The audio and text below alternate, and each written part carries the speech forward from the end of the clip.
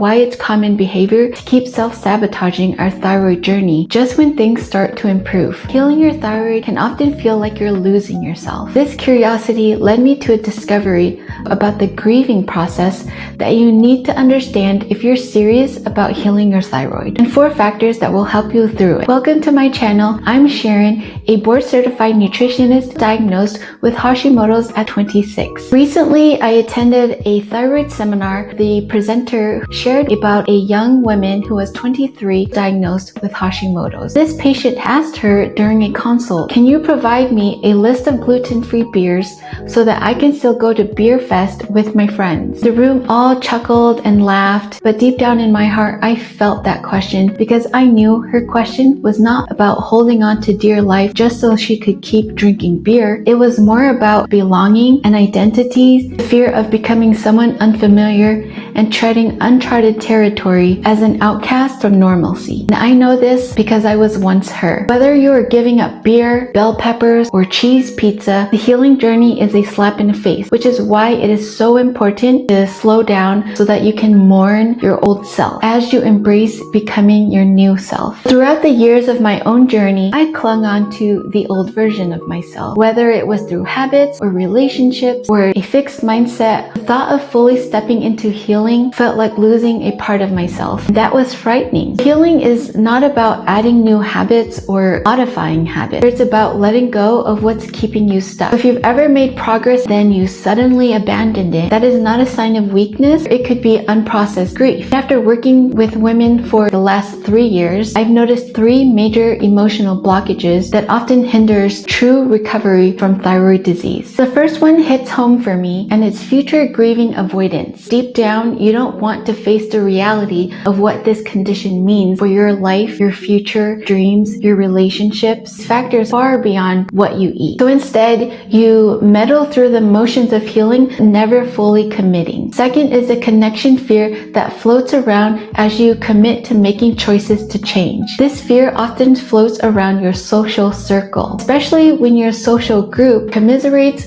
or lacks empathy about chronic illness, making your journey even more isolating, leaving you in distaste, neglecting any desire to be the healthy one in your group. To encapsulate all of the above, it really boils down to identity protection, whether on a conscious or a subconscious level. If being unwell or normal has been part of your story for so long, true health will naturally feel alien. You end up sabotaging your own progress. How does one even navigate this process? The harmony between grieving and healing, and came up with these 4 critical factors that will help you in yours. It's important to acknowledge the loss. Tell yourself that the resistance is not weakness or failures or a lack of willpower, rather a form of self-protection. When you sense yourself pulling away from the protocols or the healing efforts, pause and ask yourself, what am I afraid of losing? Is it a social connection? Is it a part of my identity? Is it the comfort of the familiarity or the routines? Acknowledging it reduces its power. Second, creating continuity bridges. This is the gap between where you are and where you want to be. You don't have to do everything all at once. Start with identifying your core values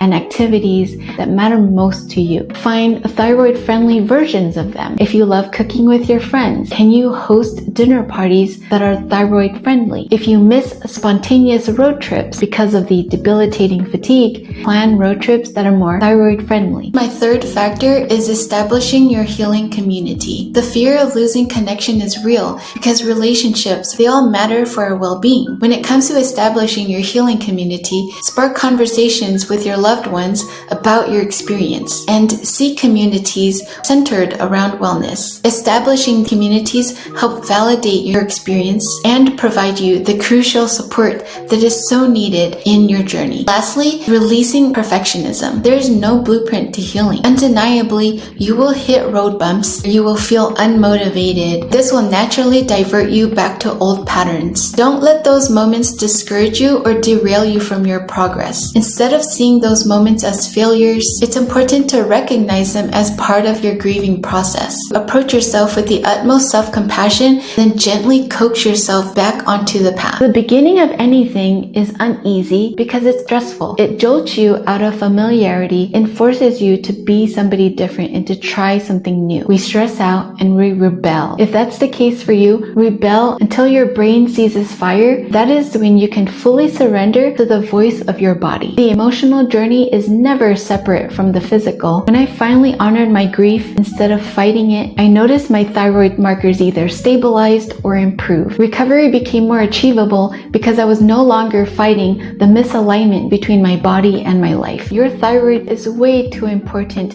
for halfway commitment. If you find yourself resisting change or bouncing between progress and self-sabotage, you're not broken and you're not failing. You're just being human. And maybe all that means is to grieve the process, taking time to acknowledge the loss of the life you thought you would have so that you can create something better. I would love to hear from you. What is one thing that you've struggled to let go of in your journey? Let me know in the comments. And if you're ready for breakthroughs, hit the subscribe button so you don't miss a beat on all my upcoming videos on thyroid wisdom. See you in the next video.